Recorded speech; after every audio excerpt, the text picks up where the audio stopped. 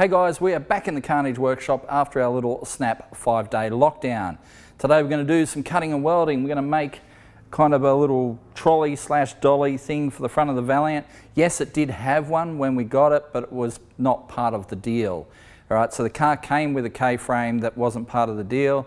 They only wanted more than we wanted to pay for it, so we decided to give that back to him the other day, which means the Valiant is on jack stands at the front and can't be moved. So we want to move it back into its hole so we can create some space so we can do our work.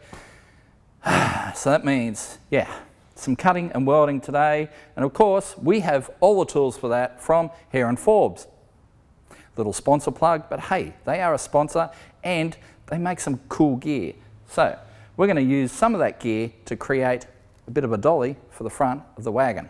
Anyway, I'll break out the tape measure, work out how much I need to cut off this, and we'll move into the fab area. Let's get going. So 870 outside to outside. Let's see if it changes back here. No, it's about the same. So 870 from rail to rail, outside to outside. So we'll make that our first cut. Oh. All right, so the steel we're using today is nothing special. It's just some 2mm wall thickness, 50 by 50 box section from Bunnings, basically. Like I said, nothing special, but it will get the job done. I mean, there's not a lot of weight in the front of that thing at the moment. There's no engine or box.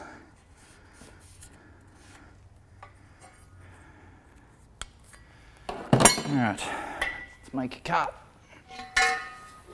So first up, we're going to use the electric bandsaw. It's one of our favourites here in the workshop. There's nothing worse than having to use a hacksaw to cut metal. Anyone who's cut a lot of stuff like I did in my younger days with hacksaws knows how much it sucks. Bandsaws are definitely the way to go. Alrighty. Speed, what do we got? Greater than, all right, let's crank it down a little bit to about there.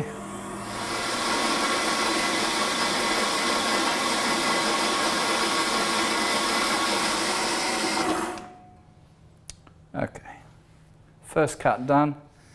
Obviously I should be wearing safety gear, like eye protection, ear protection. This is not too loud though, and it doesn't flick a lot of stuff around, so it is what it is. All right, that's our first cut.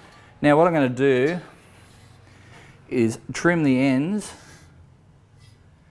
because we're going to make it so we can do a bolt through there basically, but we only need to do it through one thickness. We don't need to do it through the whole thing, so we'll trim that at 45 on either end, and this thing can help us do it. Okay, so we want 45 there.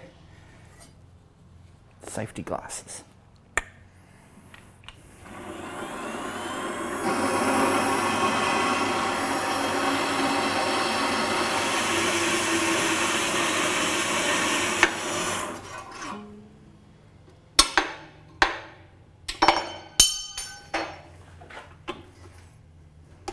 Alright, there's our first cut. Now this side.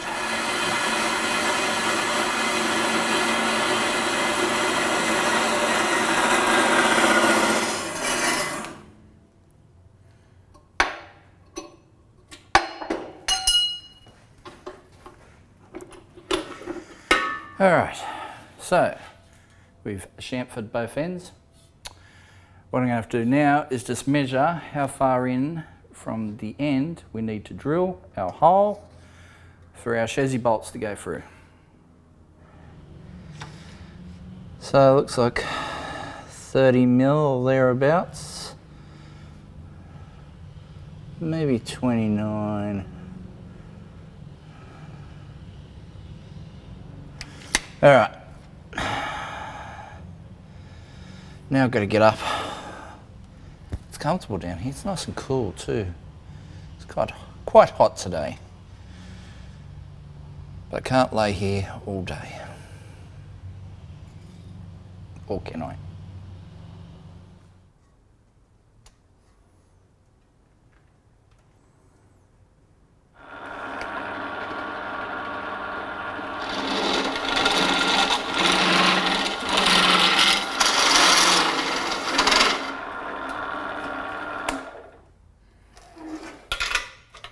Nope, 2 more.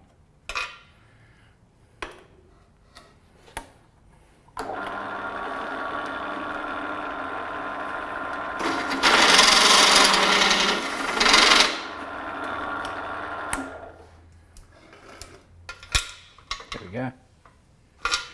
Beautiful.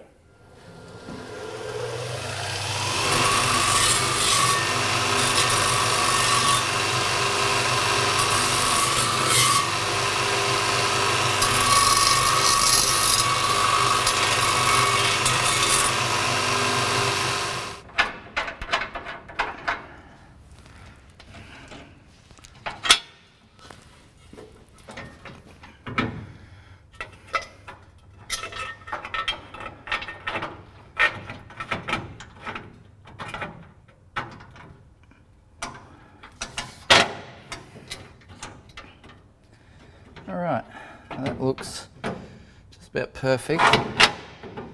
Just go get the impact and do them up. Should be sweet.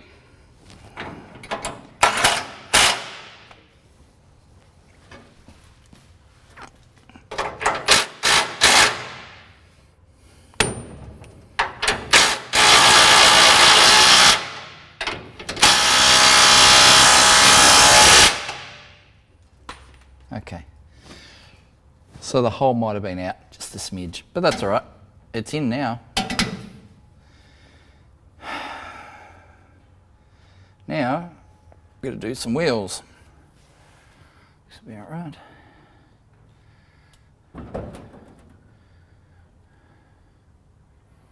I like it.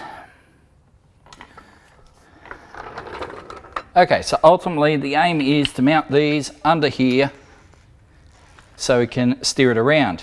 Obviously can't bolt it straight to under that because it won't be high enough, which means we're going to have to run some kind of downward legs off here to mount that under there. But we can't just leave it at that either, because if we just run a pole straight down to there, the moment we try and move this, they will just snap because it's too much force. I've seen it happen before with these things. So what we're going to have to do is do our downward legs, but also run a angled support back to this other hole, basically the other K-frame hole, and that will stabilize it and basically make it strong enough to move around. So now I'm going to make some angles, measure some stuff, make this all work. All right, let me get under here.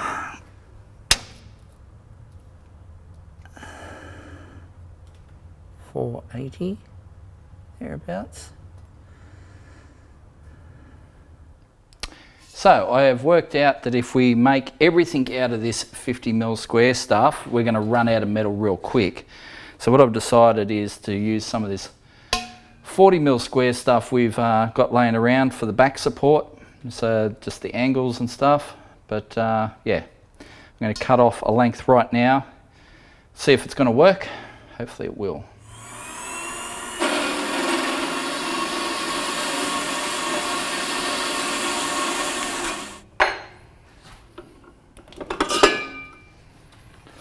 All right, let's do a test fitment and see if that's going to work for us. That'll roughly line up with that.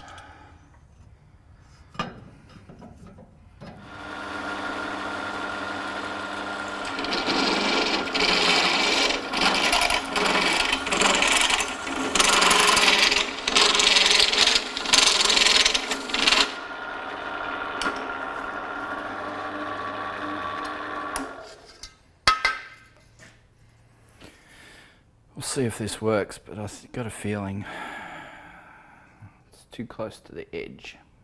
So we've got our side support pretty much right, except for the fact that the hole in the base where the bolt has to go through is too close to the side, so it means the head of the bolt's too thick and it hits against the sidewall. So we're going to have to trim some excess around it, and there is no expedient way to cut it except with the plasma.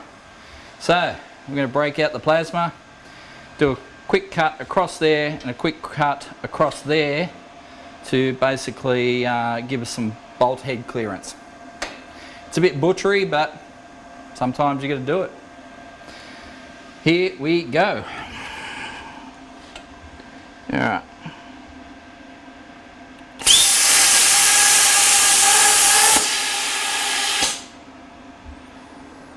Okay.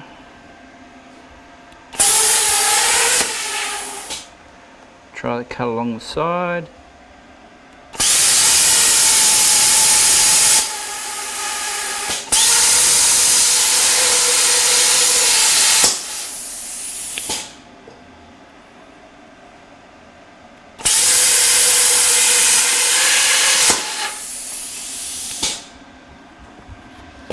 Okay. It looks like I'm making some sort of medieval weapon, but this will do the job. I am pretty confident.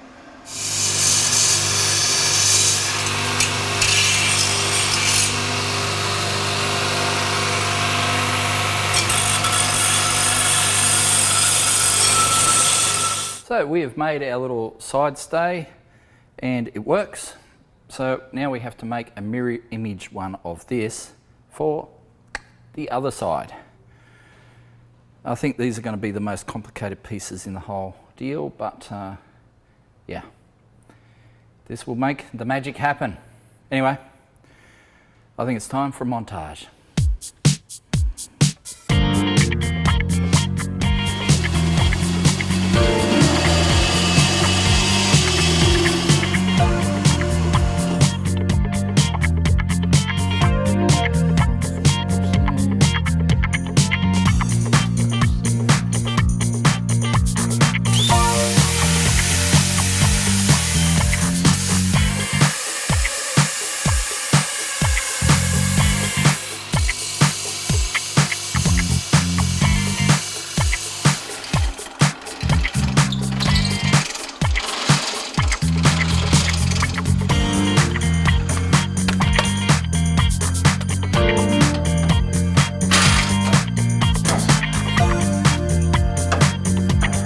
So we've cleaned off the metal areas where we're going to be welding. So we'll bolt this back in. We're going to bolt our side stays in to position as well and give them some fairly solid tacks so they won't move, so we can weld it in proper.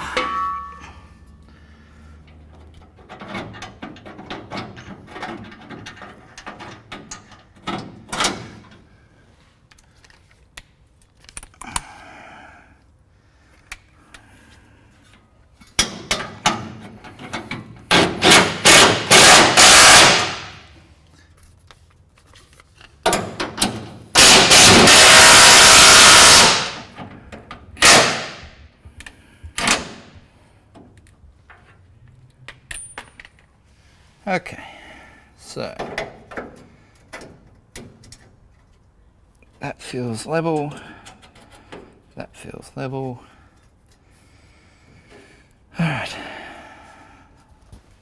time to break out the MIG.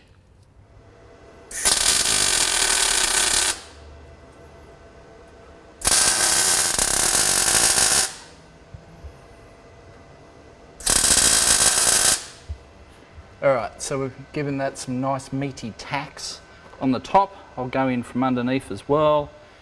But yeah, to do it proper I'm going to have to pull it out and weld it on the bench, but at least it should be in position. So we weren't able to finish off our little frame yesterday. We had some other things to do. That's just as well, because the bosses, being the OH&S compliant people they are, have asked me to buy a welding helmet with a respirator. And where else would we get one except here in Forbes? So we're going to go inside, get ourselves a fair dinkum welding helmet. Like, this thing's not going to be cheap, but it'll be worth it. Save old Scotty's lungs. Anyway, let's go inside, buy some gear.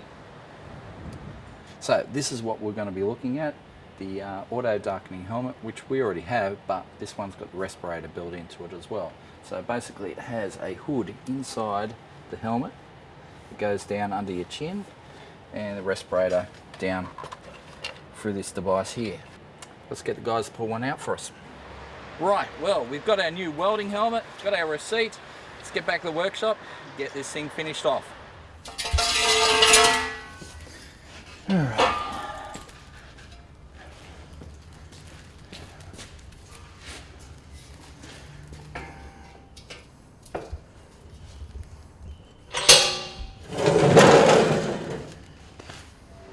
So, we've got our fancy new welding helmet. We're going to crank that up in a sec.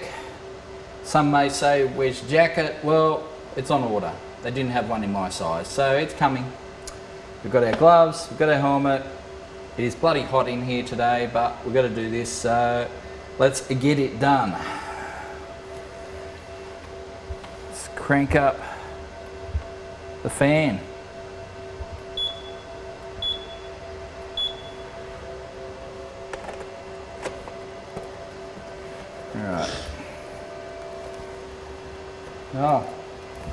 Oh, it's a lovely cool breeze in here. That's quite nice. I like that.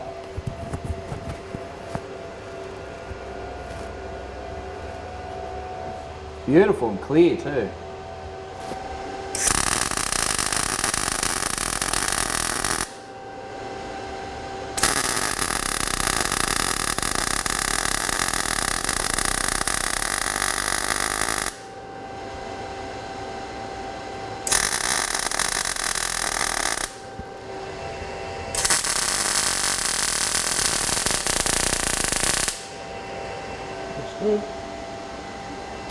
Alrighty, so that's looking pretty good. Gotta say, I am a fan of this helmet. Wow, the heat rating off that is quite a bit. But this helmet is the bomb.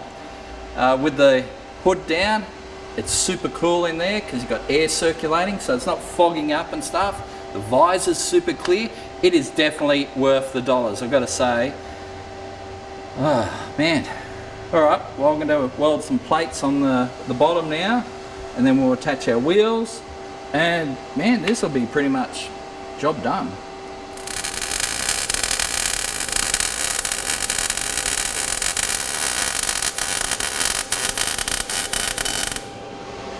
Now you might be wondering why I didn't just weld these uprights directly to the casters, and that's because the size of this pipe would put all the heat right in the center of the caster, and that would screw up just how it swivels. So we're just going to do some tacks around the outside so we're not putting too much heat into the center, and yeah, I think that'll work better than just dumping a lot of heat straight into the middle of it. I don't think it would like that much at all. Alright, we'll tack it up, get it finished. We're on the home stretch. Gotta say, I love this helmet.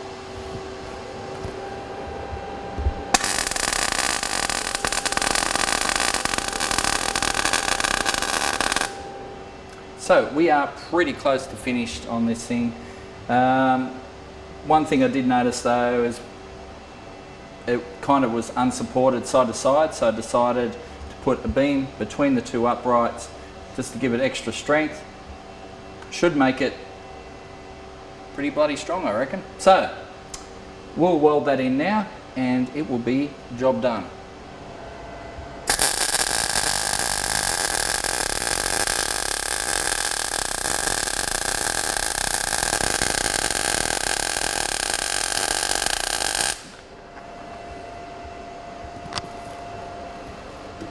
Well, it's taken just about a full day to make this thing, but I reckon the time is worth it. It looks and feels solid as. So I'm gonna let that cool down a bit. I'm gonna cool down a bit, have a nice drink, and then once this is cool, we'll get it out, get it under the Valiant, give it a test run. Should be awesome.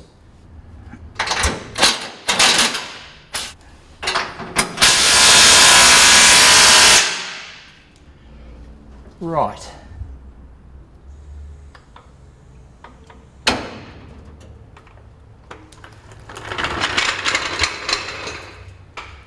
Right.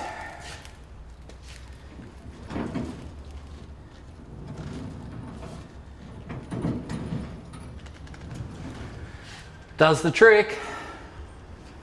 Pretty happy with that. Well, all right. Well, that goes to show what you can do with a few tools from Hare & Forbes and a spare day. Anyway, we'll catch you next time on Carnage.